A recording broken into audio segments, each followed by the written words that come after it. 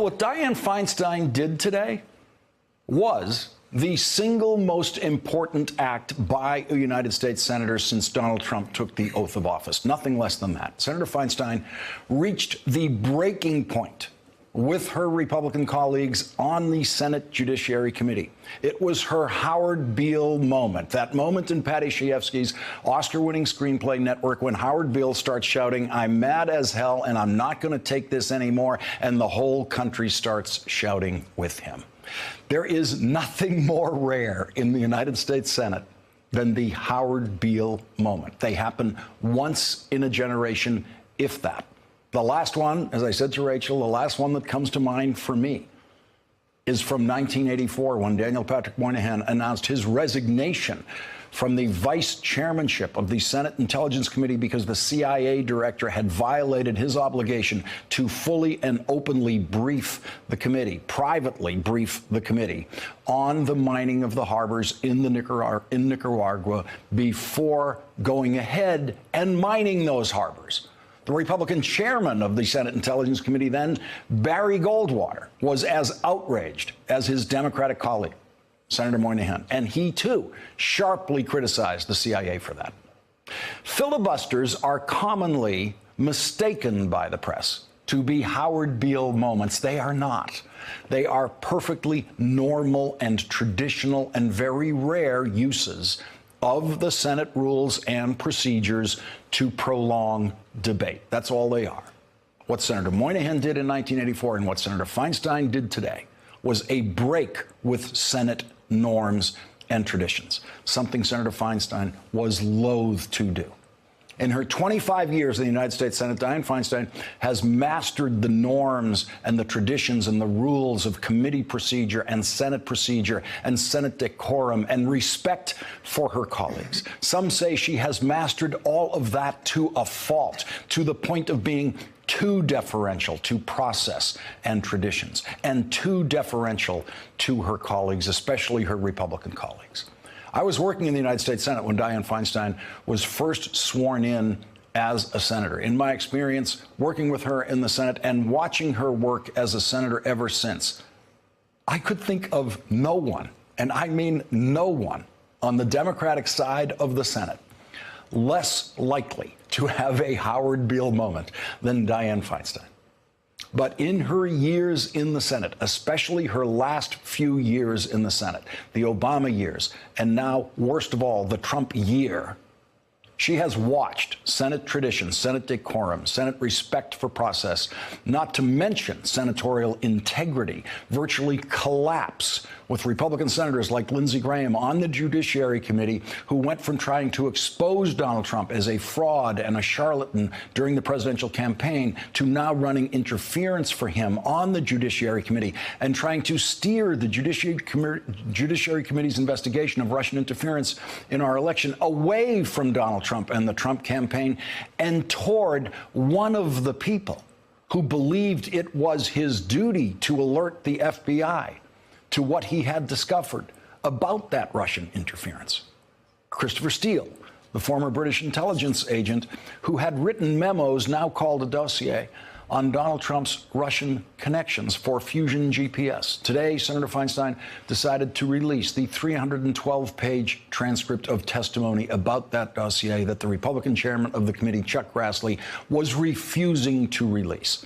Now, normally, testimony given to the committee privately behind closed doors would only be released as a result of an agreement by the chairman of the committee and the ranking member. But Dianne Feinstein violated that tradition and just released it herself. Ranking member is a term that has absolutely no meaning outside the Capitol Hill campus of the United States Congress. It is the title that goes to the highest ranking member of the minority party on a Senate committee, the person who would be chair of that committee if her party was in the majority. In the old days of the Bush and Clinton era, that distant period, ranking members on committees that operated in true bipartisan style had real power. Not even half the power of the chairman, but more power than anyone else in the minority. Chairmen and ranking members of committees always try to use the power of their seniority in their re-election campaigns, but very few voters ever notice that or care about it. It's not exactly the rousing part of a campaign speech to say, hey, I'm the ranking member of the Senate Judiciary Committee, and therefore. In this Republican Congress, in the House and in the Senate, the ranking members on the committees are largely powerless, largely ignored, until today. Today, Dianne Feinstein taught all of her Senate colleagues on both sides of the aisle the lesson that we are all supposed to already know. Extraordinary times require extraordinary measures. Almost since the day Glenn Simpson was interviewed by the Senate Judiciary Committee staff on August 22nd of 2017 about the dossier that his firm, Fusion GPS, commissioned Christopher Steele to write, his testimony has been lied about by Republican senators. Chairman Grassley publicly called that testimony, which he refused to release, quote, uncooperative. Glenn Simpson wrote an op-ed piece in the New York Times last week urging the committee to release his testimony. The person Chuck Grassley was accusing of being uncooperative wanted to show us how cooperative he actually was with the committee. Chuck Grassley was never going to release that transcript. And Senator Feinstein knew it. And so today, Dianne Feinstein willfully took an action that humiliated the chairman of her committee, Chuck Grassley, something she hated to do. And in the process, she proved that the chairman of her committee has been lying about Glenn Simpson's testimony, publicly lying about it. The transcript shows that Glenn Simpson was fully cooperative, as he described Christopher Steele and himself believing they were witnessing a crime in progress. Those were his words, crime in progress, with Russian interference in the election. And while Senator Feinstein was at it today, she participated in a bipartisan meeting with the president in the cabinet room about immigration policy, in which she forcefully led the president to an agreement to quickly pass legislation legally resolving the status of young beneficiaries of the DACA program, which provoked Republicans to immediately jump in panic and try to steer the president back to his own position of holding any such legislative progress hostage to building a wall.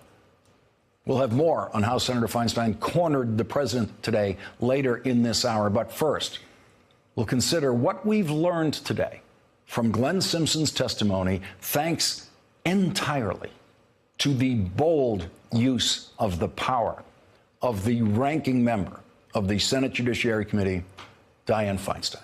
Hey there, I'm Chris Hayes from MSNBC. Thanks for watching MSNBC on YouTube. If you want to keep up to date with the videos we're putting out, you can click subscribe just below me or click over on this list to see lots of other great videos.